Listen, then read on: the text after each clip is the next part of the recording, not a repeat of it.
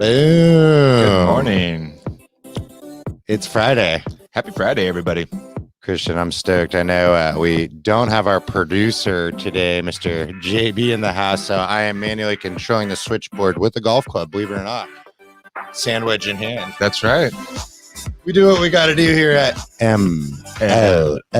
So what are we talking about today, Christian? Today we're talking about 3 common mistakes that people make while refinancing and how to avoid them. There's a lot of misperceptions out there, CK. There is. So we're going to bring it on to the house here. Just a goodie and a shorty for Friday. Bringing down the music. I'm really proud of myself. That wedge works great. Is that a 58? Oh, my gosh. My arm is sore now. I think it's a 56, by the way, just to clarify. But, yeah, let's dive into the 3 most common, maybe it should have been misperception. I think that's a better word for it. Because a lot of the things, Christian, like we're getting calls every day regarding refinancing just because of the current interest rate market. So the phone's off the chain. But I think one of the most challenging things is who's telling the truth, because you're getting junk mail, right? You're getting calls.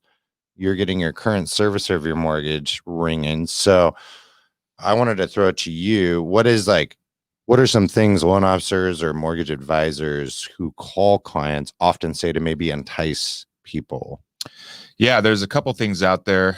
One of the misperceptions is that, a no fee or no cost refinance. And typically there's going to be costs associated with a refinance. A lot of those costs are going to be rolled into the new loan balance. And we're going to kind of dissect that a little bit.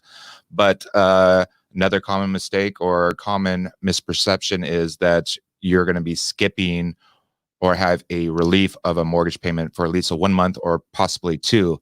And we kind of just want to advise you on how that works on the closing disclosure too.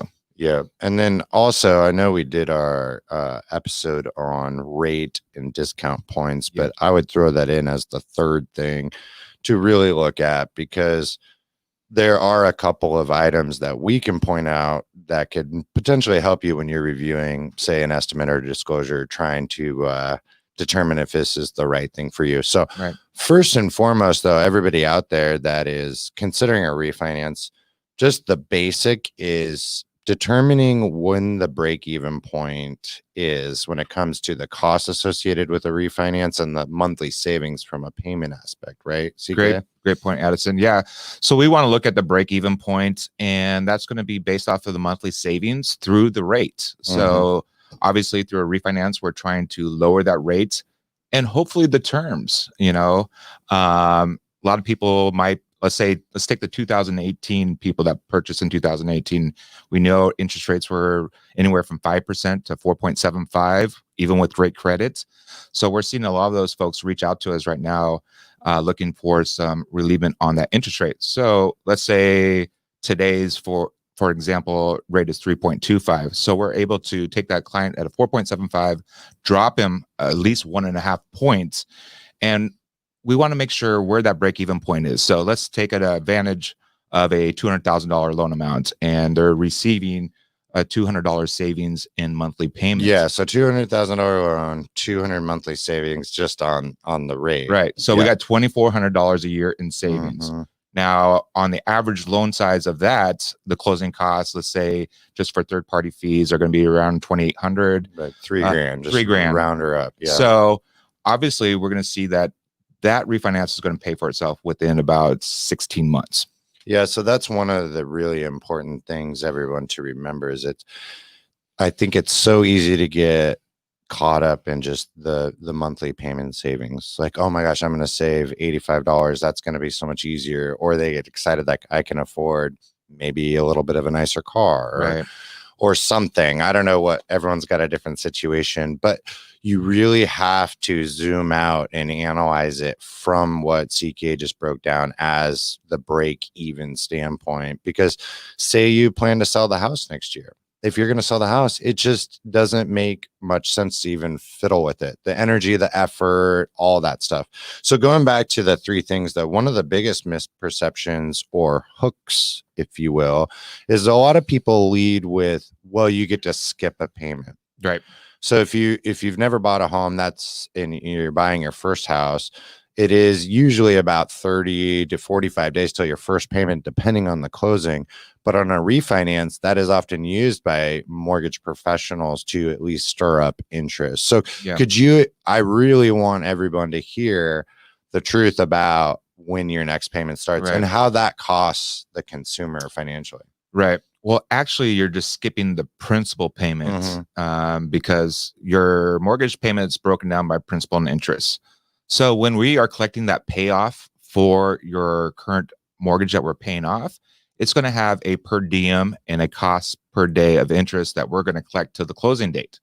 So we're collecting all that, and we're adding any days for our new payment as well. So it's actually being collected through the process, and it's rolled into that loan. So yes, you are having a relief in physically writing out a check, but all those numbers are still being accountable through the closing disclosure and balancing. Yeah. So simply put, guys, a part of the closing costs on a refinance and a purchase is prepaid interest. So you're paying a certain amount of days of interest only until that first principal and interest payment actually sits in. That's right.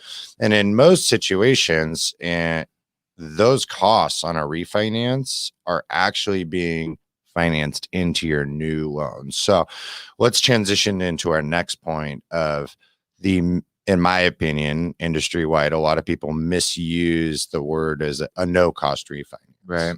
And Christian, dive a little bit into that. Since we've talked about prepaid interest being a part, we were rounding up with a scenario of about $3,000. So come on, like another thing too, an appraisal cost. Are you getting an appraisal or not? So give me kind of your short version of costs associated with a refinance. Is there really such thing as a no cost refinance? There is, and there's low cost as well. So there's always costs that are going to be associated with it. Now we can use some rebates or some credits from our investors to help offset some of the closing costs. Yeah, you're going to be penalized in a sense that instead of taking that 3.25 at what we call par or no cost to buy down that rate, you might take a 3.75 and I'd get a 2% rebate on that 200,000. That'd be $4,000 that I could use towards your closing costs. Now that might be great for someone that's going to be in the house for maybe 4 or 5 years, still want to take advantage of maybe $150 savings and not have that cost associated when he goes to sell the home, because it's kind of that would be a low cost refinance. So there is that out there, but for someone that's going to be staying in the home longer, we want the lowest interest rate to give them the lowest payment possible. So they're seeing that monthly savings for 5, 7, 20, 30 years down the road. Yeah. And that kind of just goes back to the main point that at least at MLO, our approach is to meet with the client, have that long-term relationship, and understand the 5-10 year plan, because there's a lot of moving parts, and maybe it would be more beneficial to your client to refinance now because there's other things that they need to open up and be available for. And on the flip side, maybe they need to stay flexible and preserve their current structuring of financing. And that's just the right move until some bigger life decisions are made. Schools, kids, family moving, a lot of different factors this year being 2020. So we just really encourage everyone to reach out to us. If there's anything we can do, whether it's CK, Scott, Christian, Casey, myself, everybody, we're here to help you and guide you through and at least be a transparent space of honesty and straightforwardness. So hit us up on that VIP number, the 503-849-9038. That's right. We were telling everybody 503 VIP 9038. Then we realized on the phone that nobody looks at the little letters and numbers. So now it's kind of a mute point in regards to it's still cool to call it VIP though, right? Yeah. So just everyone, you've got a great safe place here at MLO with no strings attached. Like, we really are generous with our time regarding consult and advisement. And we do a lot of that upfront work without putting people through the whole gamut of fill out this application, send me all the documents. Because I hear that a lot. I see that a lot from other so competitors. transactional, you know, It's like, oh, just fill out the application and then I'll let you know. Yeah. It's got to be more of a personal transaction, you know. It is, because we don't want to be talking to you in another year and be like, oh gosh, I wish I would have known that because we could have done this, you know. We want to set you up for success today and for the future. Well, that leads me to a really quick story. I had a call yesterday. A past client reached out to me, and I did their original purchase here locally in the Pacific Northwest. And it's like, oh, hey, we had some nice talk, you know, catch up. How's your year going? All the small talk. And then I knew he wanted to talk about rates eventually. So it's like, okay, yeah, he would definitely be in a position to improve his interest rate and consequently lower his monthly payment, obviously. However, because of the loan amount, his original purchase was a jumbo. Okay. And he was so close to that conventional loan limit that we did some math. And it's like, hey, if we just wait a little bit longer and based on your goals, you can actually get into an even better loan, lower interest rate, less fees, less paperwork, and it's going to fit your needs.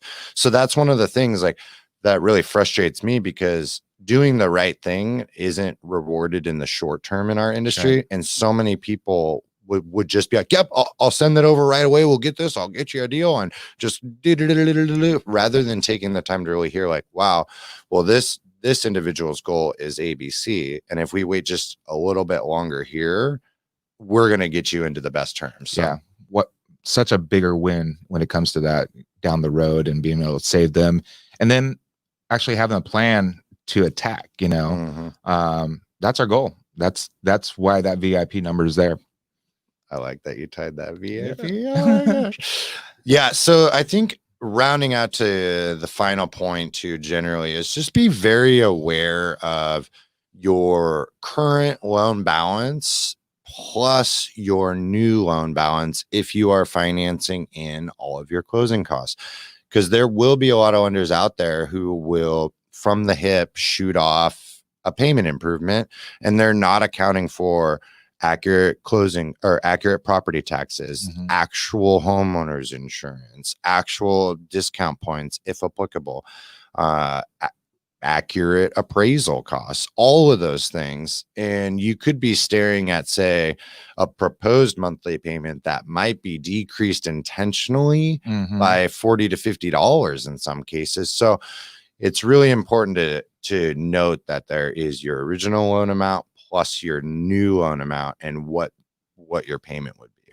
That's right. We don't want anything changing on our clients. And that's why it's important for us to have all those things up front before we even order appraisal. Because I think a lot of clients feel kind of stuck. They've already invested maybe a $650 into an appraisal.